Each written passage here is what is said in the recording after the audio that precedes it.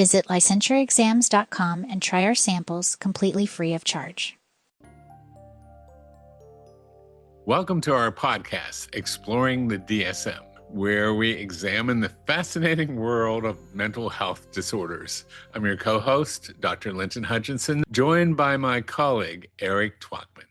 Today, we'll discuss cyclothymic disorder, a lesser-known but equally important mood disorder that you might encounter on your licensing exam.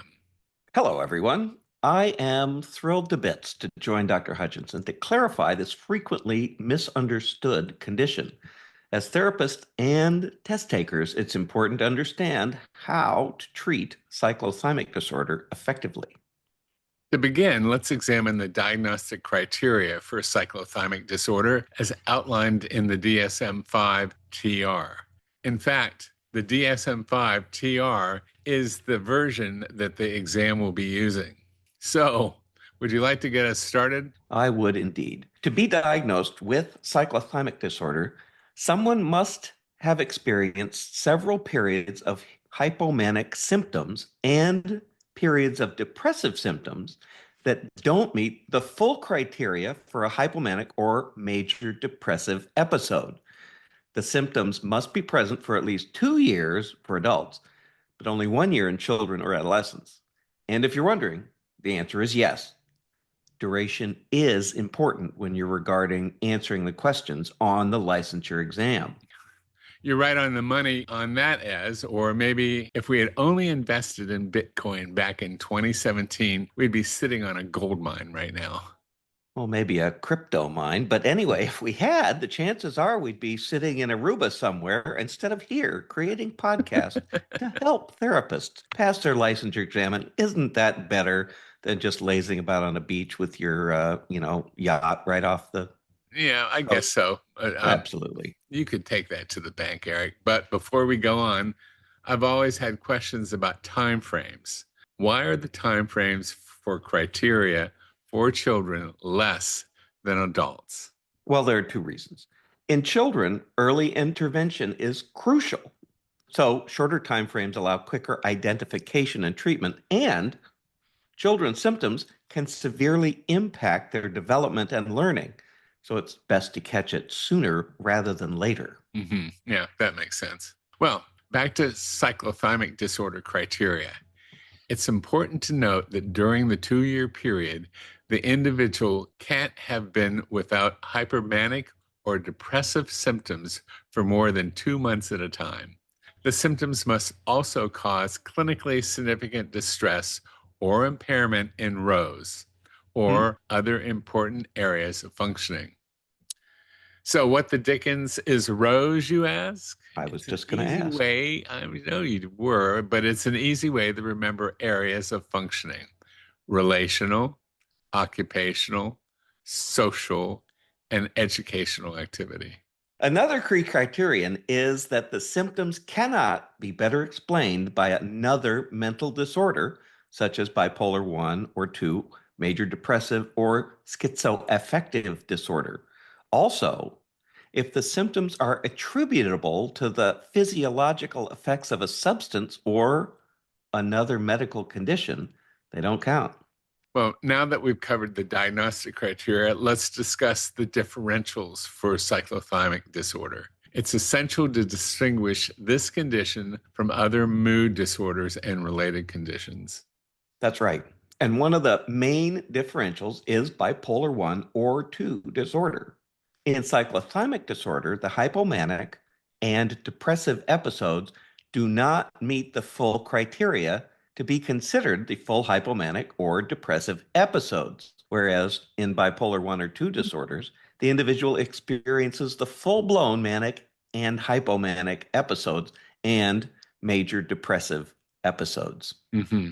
So another differential to consider is borderline personality disorder. While both conditions involve mood instability, borderline personality disorder is characterized by more severe impairment in interpersonal relationships, self-image, and impulsivity. Excuse me. It's also important to rule out substance or medication-induced bipolar and related disorder and bipolar and related disorder due to another medical condition. In those cases, the mood symptoms are attributable to the physiological effects of the substance or the medical condition. Okay, just so that you'll be able to recognize that it's a cyclothymic disorder. Let's move on to some key points or key terms associated with cyclothymic disorder. Understanding these terms will help you better conceptualize and communicate about this condition. That's right. And the first term is hypomanic symptoms.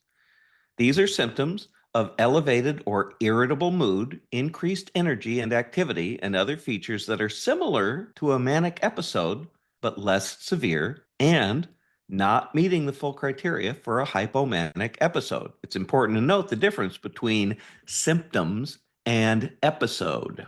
Why don't you elucidate on that a bit? Well, a symptom, the full episode is made up of a bunch of symptoms.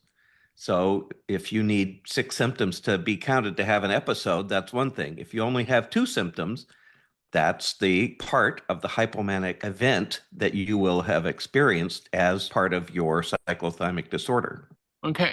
Well, next we have depressive symptoms. These include feelings of sadness, emptiness, or hopelessness, decreased energy and activity, and other features that are similar to major depressive episodes, but less severe and not meeting the full criteria for a major depressive episode. And I think on all of these, it seems like the things that you can use to differentiate is that less severe and not meeting the full criteria, right, Ez?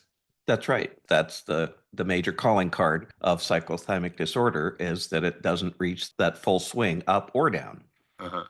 And another important term is mood lability. This refers to frequent, rapid, and often unpredictable shifts in mood, which is a hallmark feature of cyclothymic disorder. Oh, now let's look at the development and course of cyclothymic disorder. Understanding how this condition typically progresses can help you provide more targeted interventions.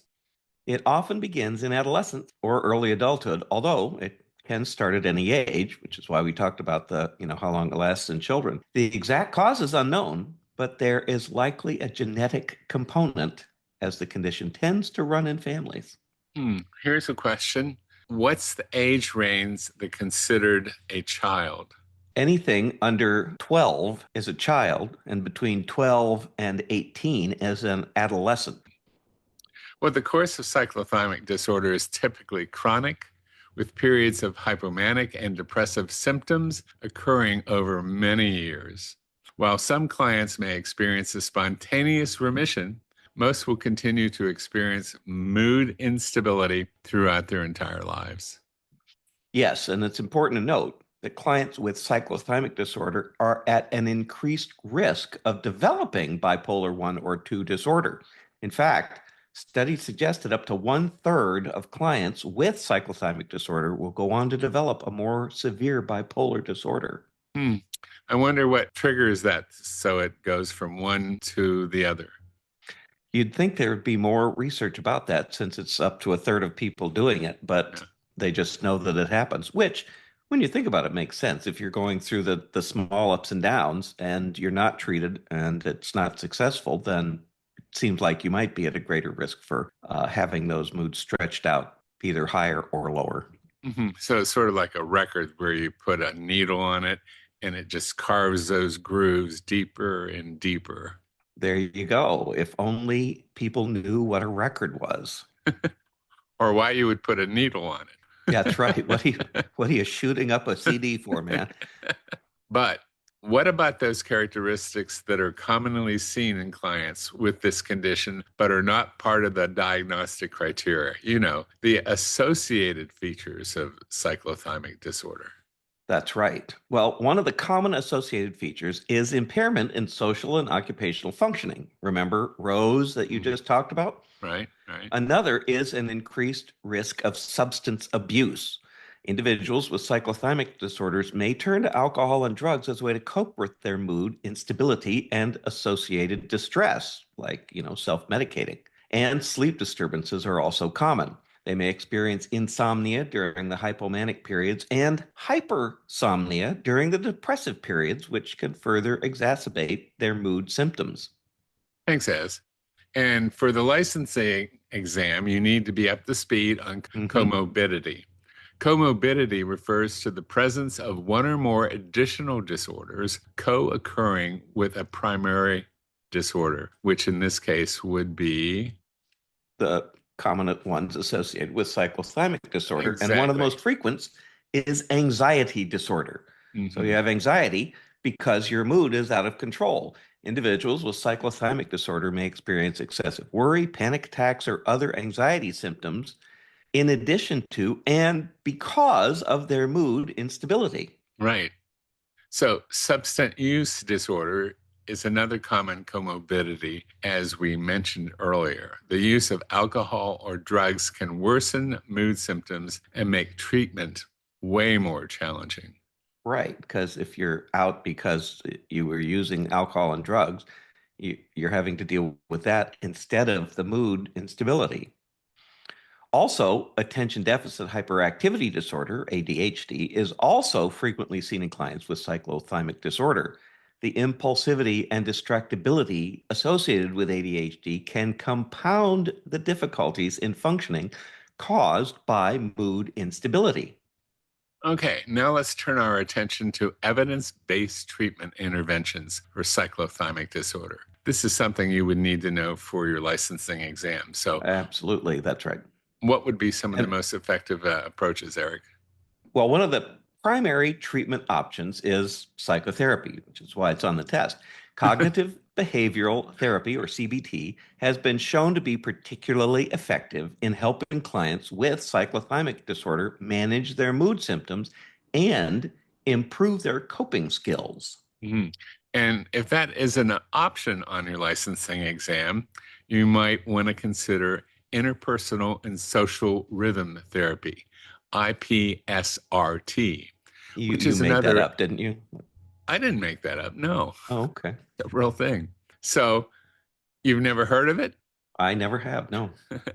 It's an integrated approach that recognizes that both interpersonal and relationships and daily routines play critical roles in emotional stability and mental health. The objective is to help clients understand how disruptions in their social relationships and daily routines can trigger mood episodes while teaching them practical strategies to maintain stability and improve overall functioning. Well, that really makes sense, doesn't it? Yeah, it does. Well, that's a new one. At least if I run across it on a question on a licensure exam, I'll know what they're talking about. Right. Medication may also be used in conjunction with psychotherapy because mood stabilizers can help reduce the frequency and intensity of hypomanic and depressive symptoms. Okay, now you need to remember it's not a one size fits all. It's important to note that the treatment approach should be individualized based on the specific needs and preferences of your client. A collaborative and flexible approach with close monitoring of symptoms and side effects is really essential for dealing with this disorder. Well, right, you are. Another area to be aware of, and really related to what you just said, is the ethical realm, because I can assure you, you'll have more ethical problems to deal with on your exam than you will ever see in private practice. It's crucial that you consider the ethical implications of working with these clients. And one key concern is informed consent. You have to ensure that your clients fully understand the nature of their condition, the proposed treatment plan, and any potential risks or side effects. This involves providing clear and comprehensive psychoeducation and allowing ample opportunity for questions and discussions. Right. Another ethical consideration is maintaining appropriate boundaries, because it turns out that individuals with cyclothymic disorder may experience intense and fluctuation in their mood, which makes it hard for them to set reasonable boundaries. Right. And that they have that boundary crossing behavior. And as therapists, you have to be vigilant in maintaining professional boundaries while still providing a warm and supportive therapeutic relationship. Okay. And, obviously, confidentiality is a critical ethical concern. You've got to protect your client's privacy and only share information with others when necessary and with the client's explicit consent. That's right. So now let's see if we can apply what we've learned by presenting a case study. Linton, would you like to present a lengthy and complicated, hard to understand case of cyclothymic disorder? Yes, I would, as. I hoped you would. Yes. Well, I I'm would, ready. but I think we can skip that one for now, as it's getting really closer to lunchtime right now for me. Well, now that you mention that, it is. So I suppose that means you're off to Publix to get some sushi with a lot of wasabi. Is that it? That's it. And now you're cooking. Cooked sushi? Come on, surely you jest. Well, you wouldn't want to use raw rice to wrap up sushi goodness, would you? Well, speaking of which, let's wrap up today's podcast by reviewing some of the key takeaways about cyclothymic disorder. There you go. Well, first, it's characterized by frequent and persistent shifts between hypomanic and depressive symptoms lasting for at least 2 years in adults or 1 year in children or adolescents. Second, recognizing differentials is critical, as it can be mistaken for other mood or personality disorders. A thorough assessment and understanding of the diagnostic criteria is essential. That's right. Third, remember ROSE. It's associated with significant impairment in relational, occupational, social, and educational functioning, as well as an increased risk of substance abuse and sleep disturbances. Fourth, interventions for cyclothymic disorder include psychotherapy, particularly CBT, interpersonal and social rhythm therapy, and medications such as mood stabilizers. Finally, as therapists, you need to be mindful of the ethical considerations when working with these clients, including informed consent, maintaining appropriate boundaries, and protecting their confidentiality. Okay, well, we hope the podcast has been informative and helpful in deepening your understanding of cyclothymic disorder for your practice and for your licensing exam. Remember, as therapists, your role is to provide support, guidance, and effective interventions to help your clients manage and eliminate the symptoms that lead to a more balanced and fulfilling life. Thank you for joining us today. And until next time, keep learning, keep growing, keep making a difference in the lives of the people around you and those you serve. And remember, it's in there. In there. You got it.